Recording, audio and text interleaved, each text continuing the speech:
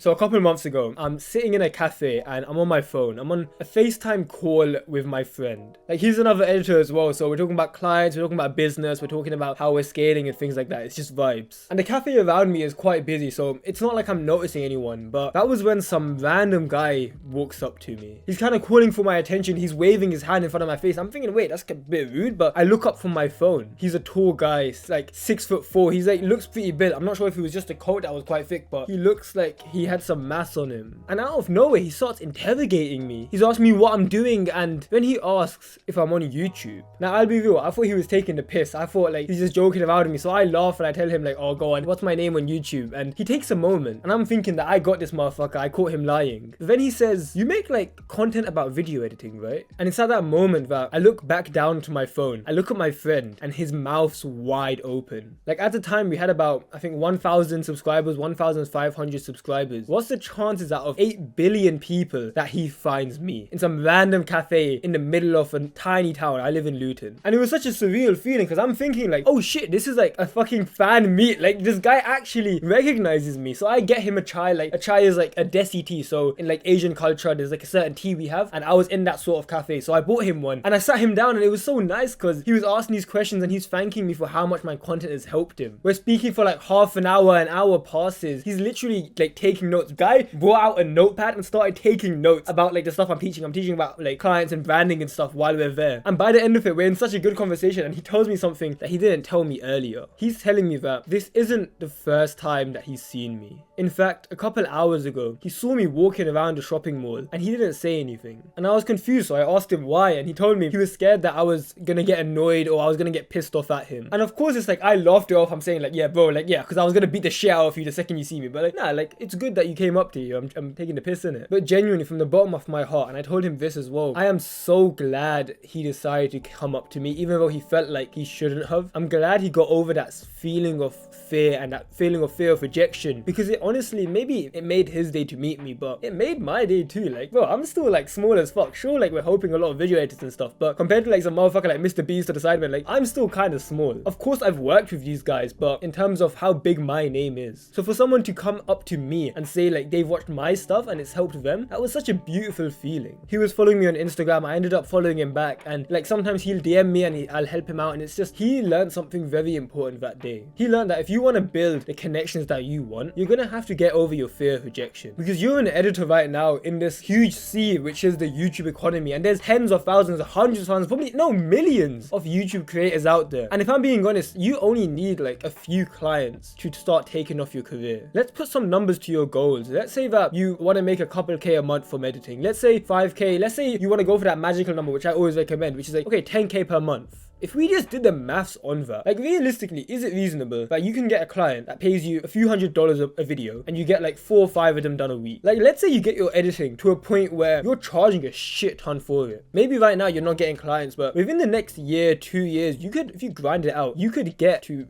$300, $400, $500 a video. And that might scare you right now. You might be thinking, whoa, that's crazy. That was crazy to me when I first started as well, but now it's like that, I wouldn't even charge that for a short. If you can get 4 or 5 of those videos done a week, that is quite literally 10K a month. For me personally, I did it when I was around $800-900 a video, and I was doing videos consistently like that. That's how I got to my 10K month. So it's like, you don't need to get 500 different clients. You can get 2, 3, 4 clients, and if all of them are decently paying and they get kind of consistent work, you can reach your goals. But how are you expecting to get those clients when you're not speaking to them at all? Like, your fear of rejection has run so deep inside of you that you're actually scared to even give the offer, and then you're complaining that you don't get clients, that people aren't paying you a lot. Like, bro, you're so scared of even outreaching, of reaching out to creators because you're scared of getting rejected. And I understand your pain, bro, because I was someone who used to genuinely get really upset when I got like ghosted by a creator. And honestly, when you get ghosted like time and time again, 4, 5, 6, 7, 8, 9, 10 guys in a row, it gets really demoralizing. It's like, fuck this whole editing shit, like, outreach isn't for me, outreach doesn't work anymore. But as I've gotten more advanced in the editing space, as I started working with larger and larger guys and I got more clients, I'm realizing that rejection isn't objectively a bad thing. In fact, it's actually quite a good compliment. compass to know that you're going in the right direction. Because you right now, your ideal world might be that you give a price and you guarantee that every single person will say yes. But what you need to realize is that if everyone's saying yes to your prices, that's actually a problem on its own. Realize what I'm saying. If you are getting a yes from every single person that says like they might want to work with you, or that comes your way and says like yes they want to work with you, that's actually a bad thing. The reason being, your work shouldn't be for everyone. It shouldn't be that you can work with a small YouTuber and this random Minecraft streamer and it's also Roblox guy and also this e-commerce brand, and also if you do like this charity event like volunteering thing, they wanted a video and you can try doing it with them. You shouldn't be for everyone. There's this idea in marketing which is the more niched down you can get, so not YouTube niches but generally the more specific your problem, the more you can charge for it. And right now your idea of niche might be, oh, gaming, IRL, challenges. Like that's not what I mean by niche.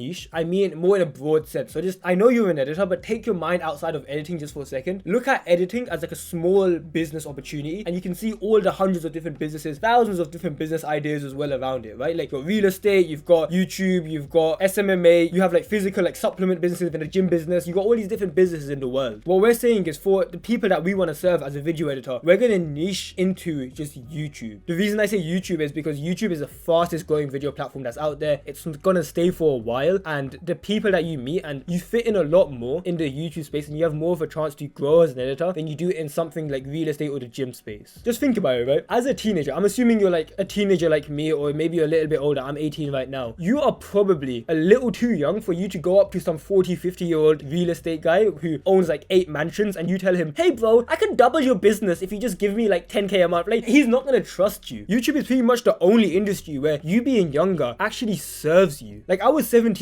making more than adults in their like full-on career. Like, these guys have been like doctors and shit. I was making more than the average like starter doctor at 17 years old. I had my first 10k month in December 2022. I was just about to turn 18, and I'm so glad I was able to say, like, this is off topic, but I feel so proud of myself that I'm able to say I hit that 10k month. Of course, 10k is like an arbitrary number. People just say it because it's like a nice, round, magical number, but I'm able to say I had my first 10k month before I was even an adult. Video editing allowed me to do that. In no other industry would you be trusted enough to do it. So for all these other people saying no to you, that is completely fine. And even if there's a creator who's a low-paying creator, let's say you're charging 50, 100 at the time, like right now, let's say there's someone that comes to you and says $15, $20, you gotta like be able to say no, like you gotta reject them. And that's because not everyone is for you. If you're scared of rejection, bro, how many people do you think I have to get rejected by and I reject as well? I'm charging over $1,000 per video. Do you think that my services are for everyone? Like, if you look at the videos that I edit, you can imagine there's tens of thousands of creators that want work like that, and imagine how many of them DM me and that I tell my prices and they reject me. Oh, sorry bro, it's out of our budget. Sorry, I don't think we can afford that. Hey, I think I'll reach out to you later. Or I just get ghosted. But does that mean I am supposed to lower my prices to $200? Of course not, right? It's like, I have a service which I am charging for. It's not for everyone. It's only for the largest creators. If that's not for you, cool. You can reject me. That's cool. That feeling of rejection, that 99 out of 100 rejections that you get, you need to get used to it. Because what you'll find in business, which editing is a business, is it's all a volume game. You might give these excuses like, oh, my outreach isn't working, or I don't know how to outreach, it's too hard to find creators, or I'm unlucky because I'm from this country. Bro, my Twitter does not show where I'm from. I could be from India. I could be from Sri Lanka. I could be from Bangladesh. I actually am Bengali, but I live in the UK. Like, I could be from any country. They wouldn't know. There's editors in India. Their Twitter page does not share that they are from India. They could be from the UK. They could be from the US. They could be from anywhere. One of the most beautiful things about making money online is that it doesn't give a shit about your age, your race, your gender. It doesn't give a fuck. If you're not making the money you want, it's because you haven't done the work. There's so many people that underestimate that sheer amount of volume. Volume meaning how many reps you do, how many times you do a certain thing before you see results. You probably say that you've tried outreach, but let's be real, like, you either haven't done it at all, or you've done it for like 10 people and you've gotten ghosted. How are you trying to change the entire game plan? You're trying to try a whole new tactic of getting clients. You're saying that, oh, it doesn't work. You've got a data set of fucking 10. When there's scientists that do experiments and they're like testing a new drug, like let's say they're testing these new pills, it's like, do you think that they do fucking 10 tests and then they say, yep, this is ready for the market, or nope, that doesn't work? No, they do it with thousands and thousands of trials. So sure, if you've outreached to 100 people, 150, 200 creators, and not one even responds back, fair enough. Maybe then you've got a problem. Maybe it's not your volume, maybe it's your actually what you're saying, or perhaps it's your portfolio is not in place, or your branding isn't in place, or your actual work isn't good. It's like, those are things that we can solve. But you won't know what the problem is unless you just get that volume in, unless you've done the reps of just outreach. outreaching a shit ton more with every single stage in my business. So I started doing this all as a hobby. I would be editing my own Fortnite videos and I thought I was working hard then. And as I grow, it's like I'm editing other people's Fortnite videos and I'm making like 400 a month at my peak. And then I went into content, I'm like 1k a month and I peaked. Then I scale and then I pick up these other skills and I'm at 5k. And then I reach 10k and then I reach 12k, 13k. And the volume of work that I'm doing is becoming more and more. I'm getting more work done every single week, every single month. But what's interesting is that I don't feel more stressed. In fact, this is the least stressed I've ever felt in probably like the last 3 years. So since I've started, yeah, I'm making the most money.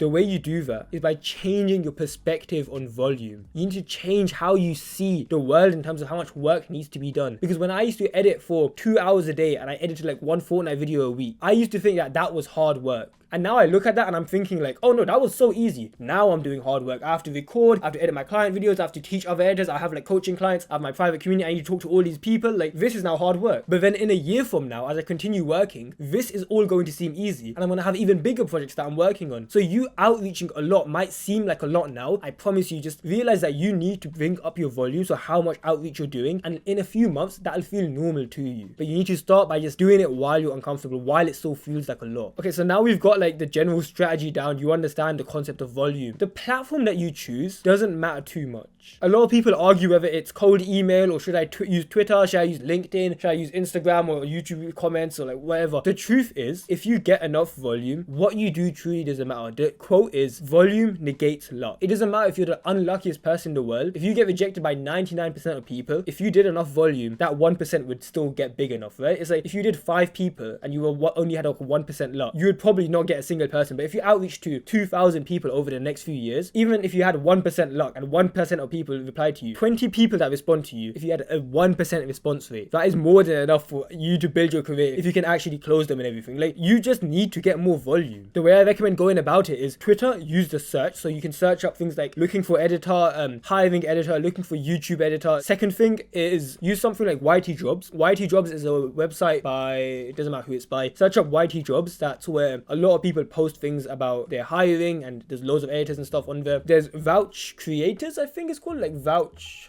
Hiring. Let me find what it's called for you, bro. It's called Vouch. I've spoken to the owner for him. They follow me as well.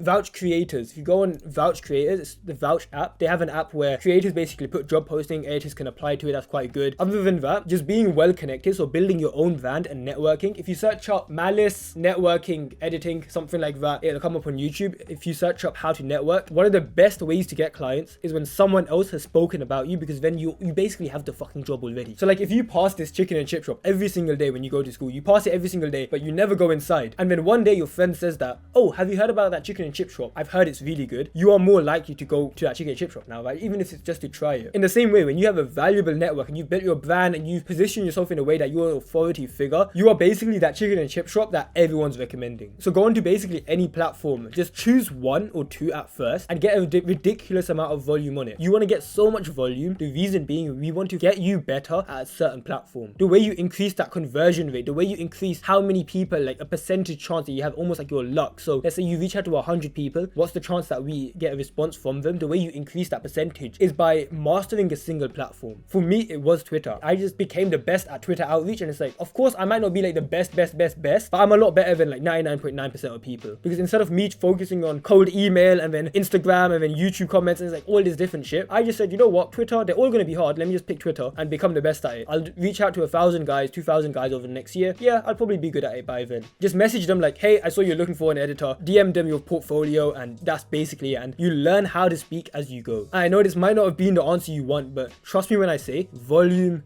negates luck.